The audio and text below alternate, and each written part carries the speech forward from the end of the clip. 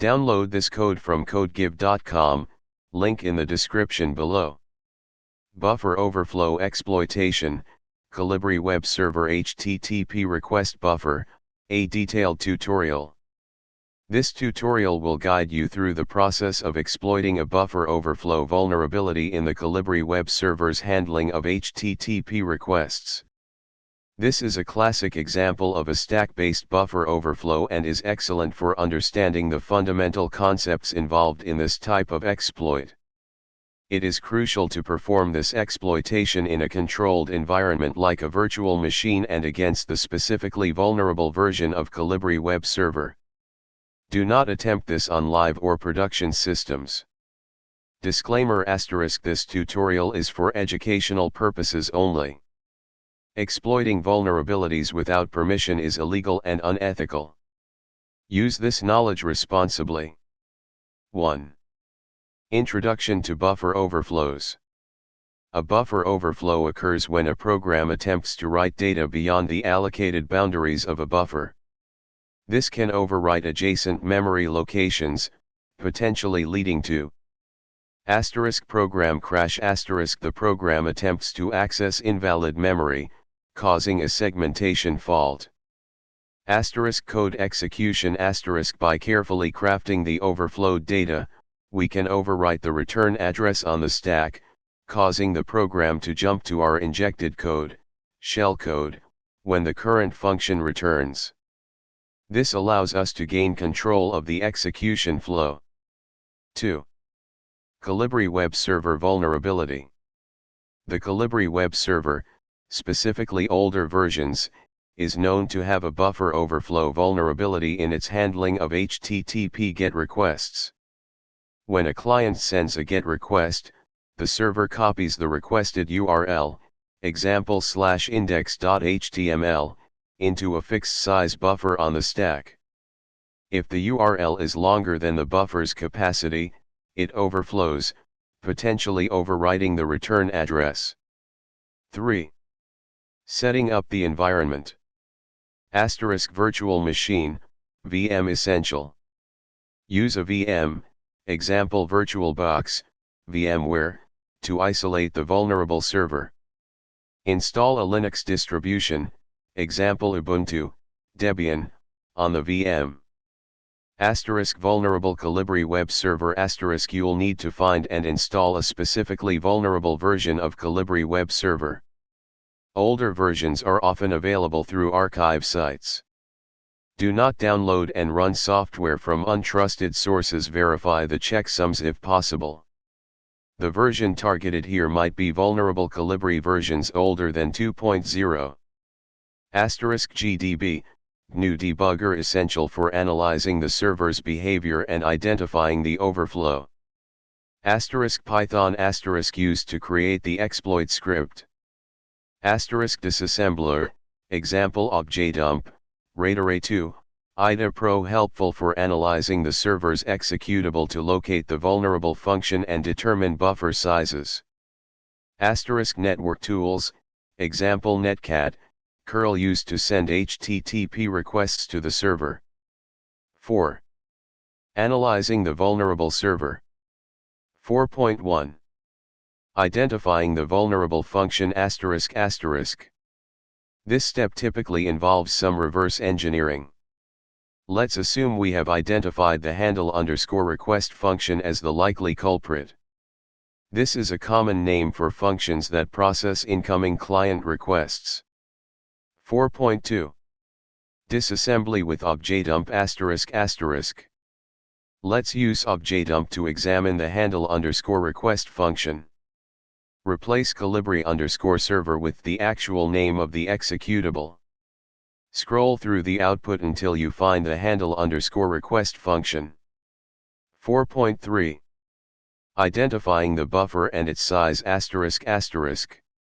Inside the handle_request function, look for instructions that allocate space on the stack and copy data into it.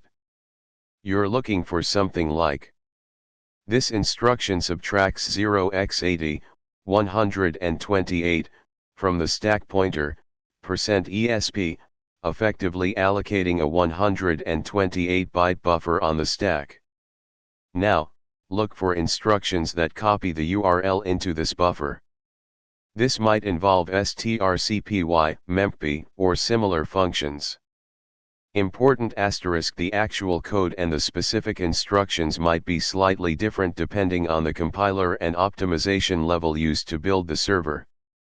The key is to understand the concept of finding stack allocation and data copying. 4.4. Determining the return address offset asterisk asterisk. The return address is stored on the stack after the local variables, including our buffer. We need to determine the offset from the beginning of our buffer to the return address on the stack. Since the stack grows downwards, this is typically just the size of the buffer. However, there might be padding added by the compiler for alignment purposes. A common way to figure this out is through debugging and pattern creation. 5. Exploitation, crafting the exploit. 5.1. Basic overflow asterisk asterisk. First, let's just cause a crash to confirm the overflow. We'll send a GET request with a very long URL. Let's assume the buffer size is 128 bytes, and we suspect there's no padding. Python exploit script, crash.py. Explanation asterisk. Asterisk target underscore host, the IP address of the VM running the Kolibri server. Asterisk target underscore port, the port the Kolibri server is listening on. The default is often 8080. Asterisk payload, the HTTP GET request we're sending. It consists of asterisk b get slash, the beginning of the GET request. Asterisk ba asterisk 200 bytes of A characters. This should definitely overflow the 128-byte buffer. Asterisk b http:/1.1/r/n host, plus target underscore host dot encode, plus b/r/n/r/n, the rest of the HTTP request header. The host header is needed to satisfy some web servers. Asterisk the script creates a socket, connects to the server, sends the payload, receives a response, if any, and closes the connection. Run the script asterisk. If the server crashes, check the server output or used MESC on the VM, you've confirmed the overflow. You should see a segmentation fault or similar error. 5.2. Controlling the return address asterisk asterisk. Now, instead of just crashing the server, we want to control the execution flow by overwriting the return address with our own address. 5.2.1. Finding the exact offset asterisk asterisk. To find the precise offset to the return address, we can use a cyclic pattern generator. This creates a unique, non-repeating string of characters. We send this pattern to the server, let it crash, and then examine the crash address in GDB. The pattern will help us pinpoint exactly where the return address is located and how much data we need to send before overwriting it. Using cyclic, part of Metasploit framework or similar. If you have Metasploit installed, you can use its pattern underscore create command to generate the cyclic pattern. If not, you can use misvenom if you have it. If neither are an option, you can use puntools. Using puntools to generate a cyclic pattern. Install puntools using pip3 install puntools and then use the following Python script. Run this script and copy the output. Modified Python exploit script, pattern underscore overflow.py. Replace pattern in the code above with the cyclic pattern that was created. Run the pattern underscore overflow.py script. Let the server crash. 5.2.2. Debugging with GDB asterisk asterisk. Now, we need to run the server in GDB and examine the crash. 1. Attach GDB to the process asterisk. 2. Set a breakpoint at the vulnerable function's return asterisk. First, find the address of the handle_request function. Let's say the address is 0x080488500. Set a breakpoint after this function executes, at the return. You might need to step through the function to find the exact address where it returns, but often, the address immediately after the function call is good enough. 3. Run the exploit script, pattern_overflow.py. This will send the crafted HTTP request to the server, causing it to crash. The server will hit your breakpoint in GDB. 4. Examine the stack asterisk. 5. Find the overwritten return address asterisk. Look through the stack dump for the cyclic pattern you generated. The overwritten return address will contain a portion of that pattern. Note the value that overwrites the return address. 6. Use cyclic, or MSF pattern_offset, to find the offset asterisk. Now we have a small portion of the pattern found at the overwritten return address. Use cyclic to find the offset. This will tell you the exact offset from the beginning of your buffer to the return address. For example, if the cyclic pattern found at the return address is 0x61616162, little endian representation of BA, and cyclic OBA returns 140, then the offset is 140 bytes. 5.3. Injecting shellcode asterisk. Now that we know the offset to the return address, we can overwrite it with the address of our shellcode. Shellcode is machine code that we inject into the program's memory and execute. It typically performs a task like opening a shell. 5.3.1. Generating shellcode asterisk. We'll use misvenom, from the Metasploit framework, to generate shellcode that will open a shell. *host, the IP address of your attacking machine, the machine running the exploit script. *port, the port on which your attacking machine will listen for the reverse connection. *f Python, output the shellcode in Python format. Copy the shellcode generated by misvenom. 5.3.2. Placing shellcode in memory ***. We need to find a suitable place to put our shellcode in the program's memory. A common technique is to place it before the buffer in our HTTP request. This way, the overflow will overwrite the return address with the address of our shellcode. We can add padding before the return address to ensure the exploit is reliably aligned. 5.3.3. Avoiding bad characters ***. Some characters can cause problems in exploits. Common bad characters include \x00, null byte, often used as a string terminator, \x0a, new line, \x0d, carriage return, and characters that are interpreted as commands by the server. Misvenom has the B option to avoid these characters. 5.3.4. Finding the shellcode address, and dealing with ASLR. Finding the exact address of the shellcode in memory can be tricky due to address space layout randomization, ASLR. ASLR randomizes the memory addresses of programs, making it harder to predict where the shellcode will be loaded. Here are a few strategies to deal with ASLR. Disable ASLR, for testing purposes only. This is the simplest option for a controlled environment, but it's not a realistic scenario. You can temporarily disable ASLR on your VM. Remember to re-enable it afterward. Find a JMP ESP instruction *search for a JMP ESP instruction in the executable or shared libraries used by the server. JMP ESP will jump to the address stored in the ESP, stack pointer, register. We can then place our shell code after the JMP ESP address on the stack, so ESP will point to our shell code. Use objjdump or a similar tool to search for JMP ESP.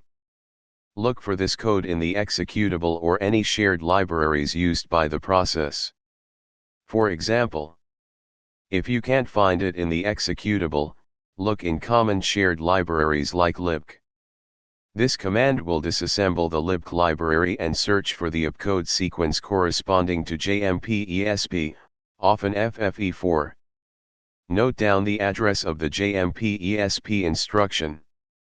*NOP sleds *A NOP sled is a sequence of NOP, no operation, instructions.